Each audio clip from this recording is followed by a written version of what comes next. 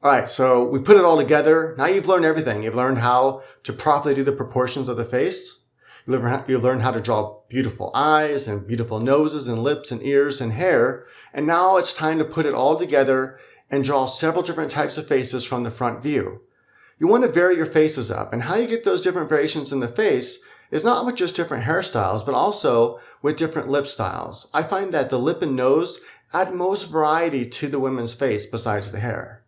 Eyes you can change a little bit, but eyes don't change a whole lot. I mean, you can give some more of a puppy dog eye, give more and more of a slanted, thinner eye and things like that. But for the most part, I find the lips, nose, and hair really define a character's face, where you can keep the eyes kind of the same. Changing just the eyes won't change a character much. But you change the hairstyle, you change the lips, you change the nose. And even the nose doesn't add much. It's really that, I find it being the hair and the lips. It adds such a huge variety to your faces. And then also, of course, the whole entire structure of the face, whether it's more of a rounded face or more of a squared face and more of a pointy face, so forth.